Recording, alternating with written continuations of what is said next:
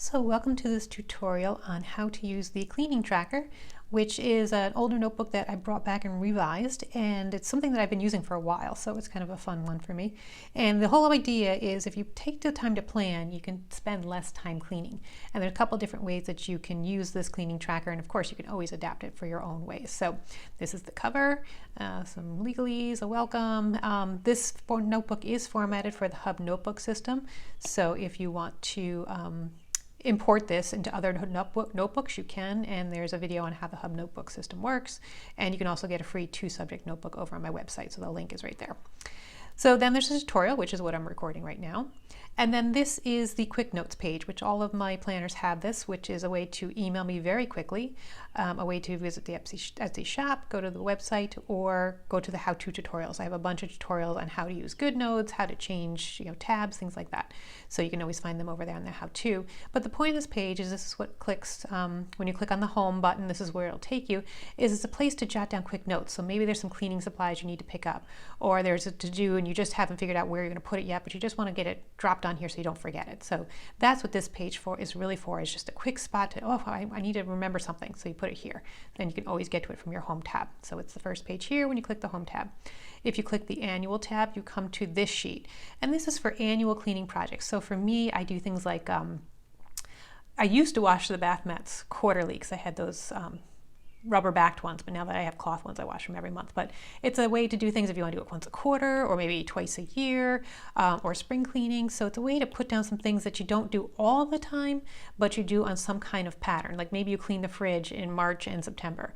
Or for me, I used to drain the hot tub, so it'd be like May, and yeah, usually if I could get it to October, it'd be May and October. So this is where you can kind of put some things that don't happen every month, but you need to take care of them, do your filter for your furnace. So that's where you can put them here. And then you can always duplicate this page if you have more things that you want to put in here, but don't go crazy. Just, these are the things that are reminders.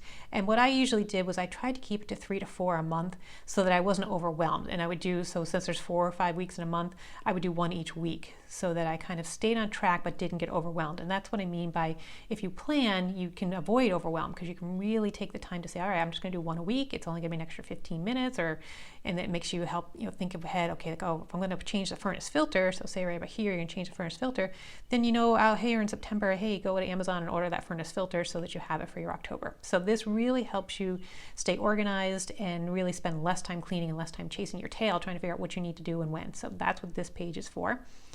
Then if you click the to-do tab, it'll take you to this page. This page is 2 things. These are kind of things you just need to do, and you'll kind of constantly reuse this page and get things off your list and add things to your list. And this is the things you need help. Like maybe if you need to clean the gutters and it's not something you can do yourself, it's something you need to hire somebody or ask a neighbor, or maybe you need to borrow somebody's power washer.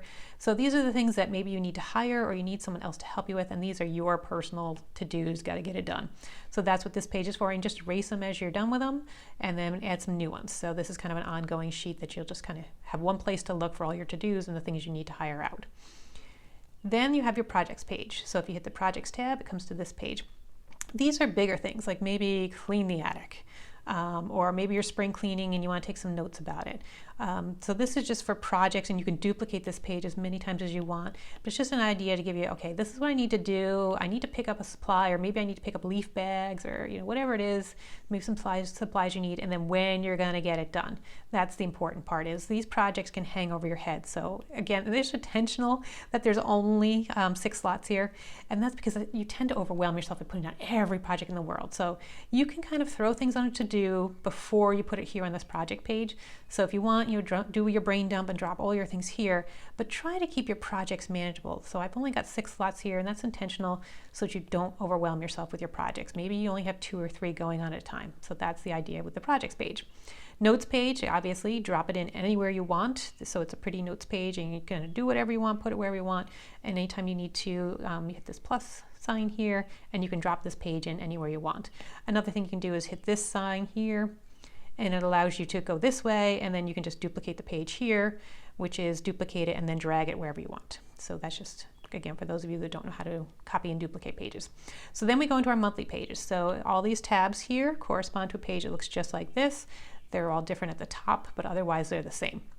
And these are there's 2 different ways to do this. So At one point, I was doing the 15 minutes a day cleaning thing. And so every Monday, every Tuesday, every Wednesday, I had one little thing to do. Like maybe it was clean, part of the bathroom. I didn't vacuum it, but I just cleaned the toilet sink and the shower real quick. Or maybe I just vacuumed, a couple rooms. So I tried to keep these to 15-minute tasks. And then every day I had one 15-minute task. And I did that for a while. So it really depends on your routine. I find that for me, this is kind of seasonal. Sometimes I have time to do this, and other times I'm like, oh, that's too much. And I went to the weekend where I had maybe 4 tasks that I would do for the weekend. So instead of dividing it up during my week, I did it here. So maybe it was clean the downstairs bathroom, and here was clean the upstairs bathroom, so week 2. So I'd kind of go through and alternate, or maybe it was clean all bathrooms here, vacuum and dust here. So I kind of divided the house.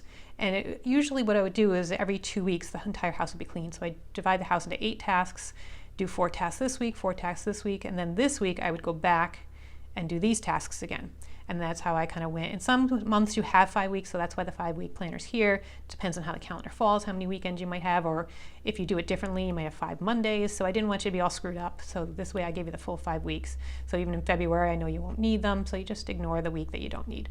But that's the idea here, and again, they correspond to all these tabs. So come up with something that works for you. And I really liked this. This is kind of where I ended things off, was doing the whole house in 8 parts. And so every 2 weeks, the entire house was clean, and I felt that that worked for me. But again, there are times when this system works better for me. And then you go through and you take these annual projects, and you also slot them in here too. So you go back to your annual list. And excuse my dog over there, she's just guarding the house. But you could pick up one of your annual things and say, okay, I'm going to put that on week 3 in January. So you go to January, go to week 3, and drop that item in here. So that is how you use the tutorial, how you use this planner. I hope you enjoyed this tutorial, and we'll see you next time.